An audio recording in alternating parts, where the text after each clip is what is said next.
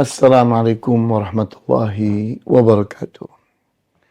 Alhamdulillah wassalatu wassalamu ala Rasulillah wa ala alihi wa ashabihi wa man tabi'ahu bihudah ila yaumil qiyamah wa ba'd.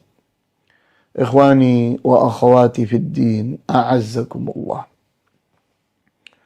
Kita masih sedang berfokus membahas tentang fitrah. Sebuah karunia Allah yang sangat besar, sangat agung sekali.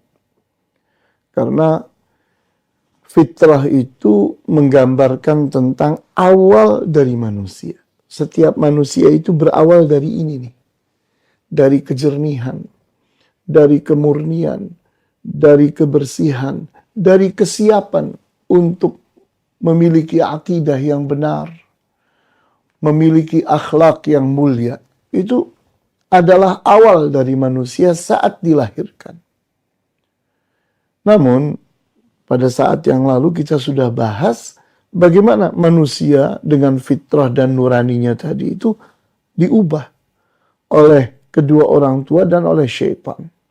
Sehingga dia pun yang tadinya muslim atau siap untuk jadi muslim karena akidahnya, karena akhlaknya, berubah menjadi seorang yang sombong, mengedepankan hawa nafsu, kemudian siap menyembah selain Allah, kemudian akhlaknya pun brengsek, bejat, dan seterusnya.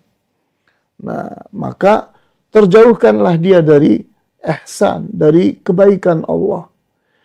Terjauhkan dari hidayah Allah. Maka yang terjadi malah layak mendapatkan laknat Allah, layak mendapatkan azab Allah, mendapatkan musibah-musibah, dan seterusnya. Kita mempelajari hal tadi, diantaranya pada surat Ar-Rum ayat 30. Jadi mudah sekali kita menghafalkannya. Surat Ar-Rum itu urutannya urutan ke-30, dan ayat yang kita bahas pun ayat 30. Fa'aqim wajhaka lid-dini hanifa. Fa'aqim, maka tegakkan olehmu, wajhaka, wajahmu. Wajah ini menggambarkan seseorang maju ke depan. Sesuai dengan arah wajahnya.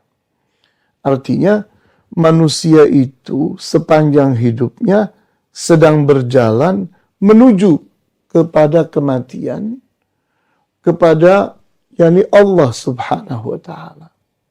Karena mau atau tidak mau dia akan mati, dan dia akan mengalami alam barzakh, dan kemudian dia akan mengalami alam akhirat. Itu tidak merupakan pilihan, tapi itu merupakan kepastian. Sehingga itulah alur hidup manusia. Karena memang hidup di dunia ini hanya sekedar ujian. Ruangan dunia ini tidak lebih dari sekedar ruang ujian. Sehingga orang yang salah paham, memahami dunia ini seolah-olah tempat hiburan, dunia ini adalah tempat berpesta pora, berfora,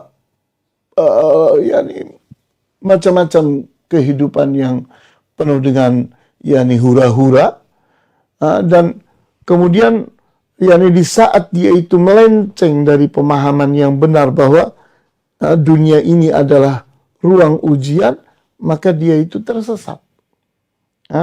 Dia tertipu oleh godaan syaitan. Hawa nafsunya dikedepankan, kemudian fitrahnya dikalahkan. Nah, sehingga di sini dikatakan fa'aqim wajhaka lid-dini hanifa. Maka tegakkan, luruskan olehmu wajahmu, arah hidupmu, tujuan hidupmu, lid-din, kepada agama ini. Karena agama ini adalah as-siratul mustaqim. Kita berdoa, membaca surat Al-Fatihah, ihdinas siratal mustaqim.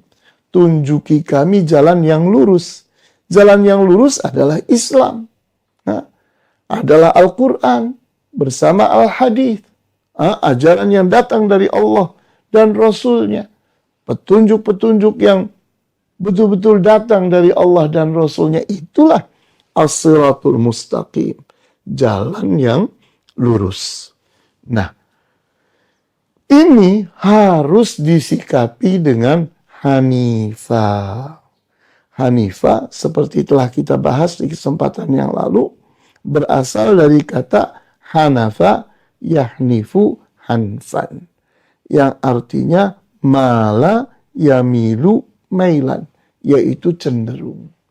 Cenderung kepada apa? Kepada setiap hal yang baik, kepada setiap hal yang benar, kepada setiap hal yang bermanfaat. Itulah sikap yang hanif. Orang yang hanif, kalau dihadapkan pada pilihan ini benar, ini salah, maka dia akan membenarkan yang benar dan membuang yang salah. Seorang yang hanif kalau dihadapkan kepada pilihan baik dan buruk, maka dia akan mengambil yang baik dan membuang yang buruk. Seorang yang hanif jika dihadapkan kepadanya pilihan, yakni ini adalah bermanfaat dan ini berbahaya, maka dia ambil yang bermanfaat, dia akan buang yang berbahaya. Itulah sikap yang hanif. Fitrat Allah. Maka Hanifa yang mansub menggunakan fathatain, Hanifa, kemudian datang setelahnya fitrat Allah. Ini menggambarkan keadaan yang ini, bahwa yakni sikap yang hanif itulah fitrah Allah. Artinya itulah nurani manusia. Sesuatu yang mengawali kehidupan manusia. Itulah keaslian manusia. Tidak ada manusia yang lahir tidak seperti itu. Seperti Rasulullah SAW menyatakan, kullu mauludin yuladu alal fitrah. Setiap anak lahir, dia terlahir dalam keadaan fitrah. Fitratallahi allati fataran nasa alaiha.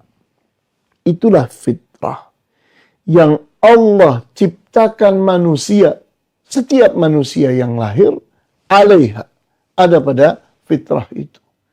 Entah kulitnya putih, merah, kuning, hitam, sama.